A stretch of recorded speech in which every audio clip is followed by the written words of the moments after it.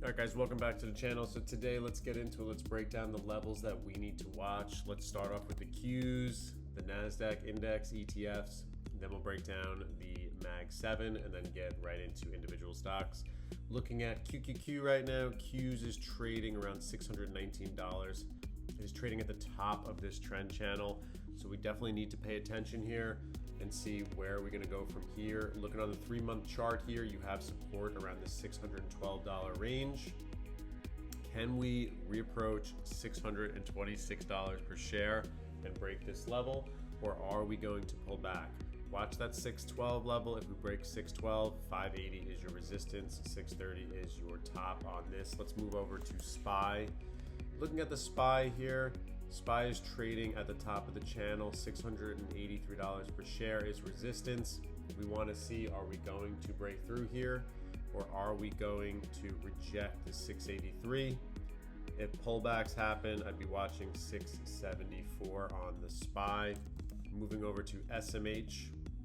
SMH is recovering, had that deep sell-off down to 318. Now it is trying to reclaim $350 per share. Now that is a good level to be watching. You have multiple points where it has touched as resistance, and now if it can hold, we can start to move higher and watch for your next resistance level to be at $360 per share. Moving over to IWM. IWM found its footing, 228.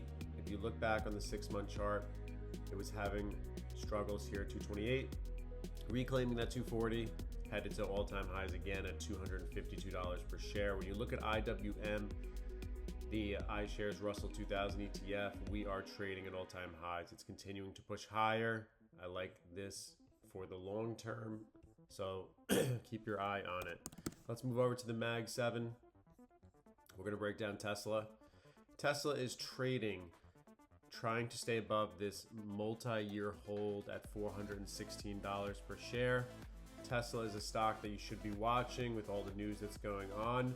Tesla is something that I think has room for potential to move higher, especially if they start partnering up with their chips. So let's see what they decide to do here. Tesla holding that $416 level. It needs to hold. You can see it multiple touch points at 416. That would be my stop for these guys, strictly day trading it and looking for a move back up to 460. Moving over to Microsoft here. Microsoft, I've been buying the dip on these guys. When you look at these guys in the 5-year chart, I always try to buy them anytime that they're going down to this middle line. You can see here on this yellow, I try to buy bits and pieces here. I bought in April during this area, and now I'm starting to dollar cost average even higher around here, around $470 per share. If it goes lower to 450, that would be awesome. I would love to see that. When I'm watching a stock like Microsoft, in my opinion, they're just one of the most well-run companies. They have a clean balance sheet, easy to understand. Now, what I'm looking for is, are we going to reject $493 per share? If we do, that's okay. I'll continue to dollar cost average lower around 450, but I'm aware that 493 to 494 is a potential rejection spot. You can see it on multiple spots on this chart where we've had 490 to 494 rejection. So just keep an eye on it, but keep the grand scheme of things. The big picture here is we have a pullback on a big cap stock, something that definitely interests me. Let's move over to Meta stock. To me, this is a no-brainer. I've been accumulating shares of these guys around the under $600 level here. Meta stock is something that has pulled back. It has gone all the way, bounced here at 500, right to 600 again, bounced, and now it's starting to bounce again. Of course, I'm buying shares there, just looking at the technical chart of it. We need to break above 650 though, there's no doubt about that. When you look at the past here, Meta had its resistance at around 663 and then faked out, went down, and then moved back up. So watching Meta right here, we need to pay attention to this. Is Meta going to break 650 this week? We're gonna need some moves with the bulls. It's definitely not always possible, but we'll see. If it can get above this 650, that's excellent. Look for a move higher to about 700. But if it can't, look for rejections at that $650 level. And that is what I would be doing to focus on them. Let's move over to Google stock. Google stock trading at $320 per share. I'm holding shares down around 160. We're just continuing to hold. I don't run a dollar cost average all the way up here when I'm up 100%. So I'm going to continue just watching Google, letting it sit for now. If you're looking for short-term plays on Google, look for pullbacks to $296 per share is what I would be looking for. Now, looking at Apple stock, same thing with this stock. It is trading at the top of the channel. This is usually where people will take profits around this 280. You can see we've been trading in this trend since 2020, moving on up here. So taking a look there, 280 pullbacks. I like Apple as a buy and hold type stock, not something that I am going to be day trading. I want to bring up the next stock, Oracle stock. This stock has pulled back immensely year to date. It used to be $345 per share, and now it has pulled back. It has found its footing so far around $186 per share. If you look at Oracle stock, this is a stock that you need to believe in the AI play. OpenAI is down 46% year to date. Right now, I still see this downtrend happening. Looking at Oracle stock, Oracle really has pulled back, and it has to break out of this wedge. This is the wedge that you're in right now. So for me, it's a hold. I'm waiting. I'm not buying Oracle stock. I want to see if we can go lower. I will feel comfortable buying Oracle stock if it breaks down below $150 per share. And I know you might think that's crazy, but let's give it some time. We have earnings coming, and if earnings doesn't work out, then we might be able to get that pullback that I'm waiting for. And I would love to see Oracle pull back from $200 per share, another 25 to 26%. It all depends with all that AI spending that they are doing.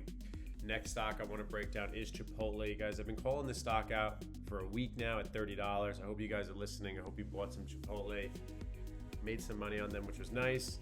And then if you're looking at Chipotle, this $30 up to $34 is already a 13% move. If you look at Chipotle stock in the grand scheme of things, year to date, if you look at just 1 year, it's ugly, but at year to date, they were at $60 per share.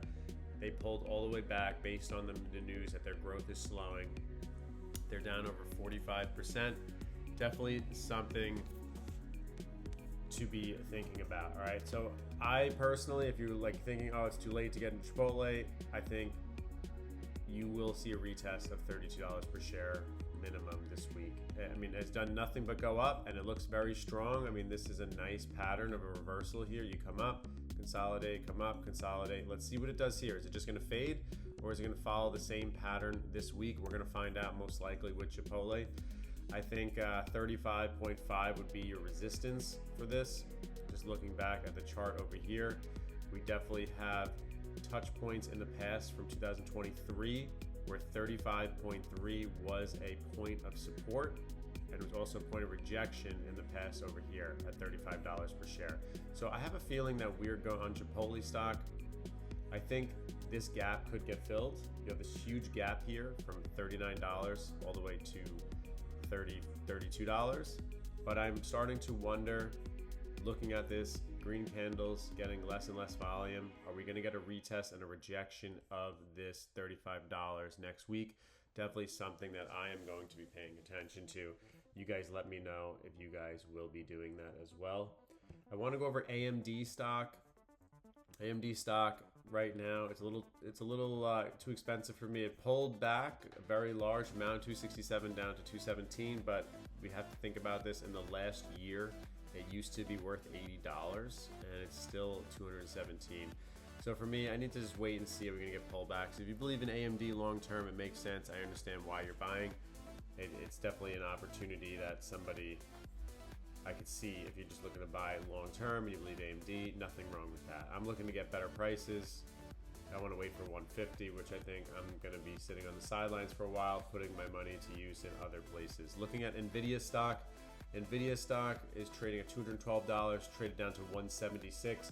They had blowout earnings, and they're still selling off. That just shows you that maybe some things are cooked in a little bit. You have support around $164 per share and $150 per share. So I kind of want to see this really pull back, and I'm just being patient. You know, I still have, obviously, you buy the S&P 500, you buy QQQ. If you've seen my YouTube channel, I buy FSPGX. I want to see this just fade, but this is going to take a while. I don't know if this is really going to happen. I mean, that's like a 60% decline. We probably need like something really horrible to happen. So realistically, NVIDIA is probably going to continue going up. But if I can get its shares of lower, I will wait.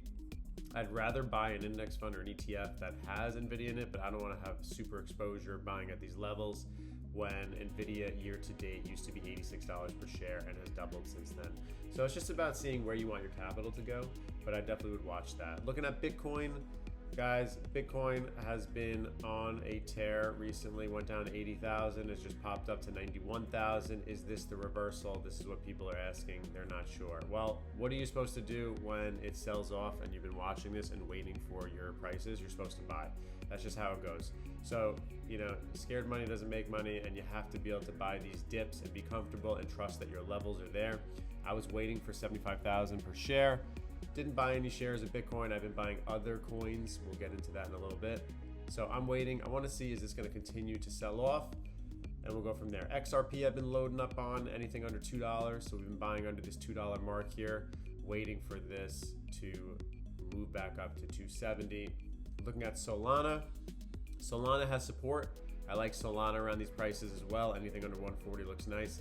And then if we can get around 110 to 100, I think that would be excellent, because you have multiple points on Solana for it to bounce. ETH is something that I've been loading up on. When you look at ETH on the chart, on the 5-year chart, this is from 2022, we've had multiple bounces of support. So what do you think I've been doing? I've been buying in this range, less than 3,000, buying Ethereum, loading up in my Gemini crypto account. So if you want, go on my YouTube channel, you can get my referral link, start your Gemini, and then invest in crypto long term, which is awesome. Let's break down Amazon. I missed Amazon here. Amazon year to date was 160, trade all the way up to 258, and then now it has pulled back. It is trading in the middle of this trading range, and we called this out last week. 216, your risk was $212 per share because you had previous support here around basically 210 to 240 is your range. And now it has been trading up since we called this out at 220. It's at 233. Interesting ROI potential here. Now it's kind of like the move is done. I would watch, see where it goes from here with Amazon stock. Something to pay attention to as you are moving forward. Wendy's is still trading at $8.50. Guys, this is not something that interests me. I mean, just look, it is on a downtrend. Looking at this stock, if you look here, $20 all the way down. I don't know if there's any company news, maybe there is, but right now it's not looking too good. It has not broken direction, is continuously selling off. Look at Netflix. I am very interested in Netflix because of that split. There's something about it makes no difference in the share price, like how much you can buy, but what used to be $1,100 to $1,200 per share at 107, it looks more attractive. I can understand that, but I'm waiting for a further pullback. I really can't find support lines for this. I tried drawing them out, and this would be like the best that I could probably do.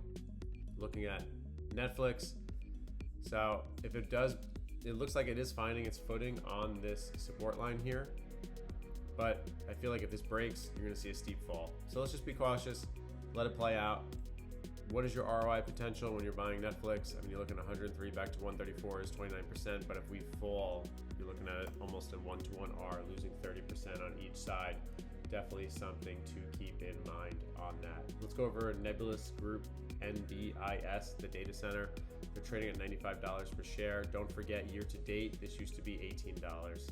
These companies can fail, and they have to prove themselves at this point. So double top rejection at 134, now at 94. I'm waiting to see if we break 83. I set my alerts. I did say we do potentially have a support level, $87 per share. It went all the way down to $80, a couple of points off, and now we are starting to consolidate in this range. So we'll see if it is going to break through here.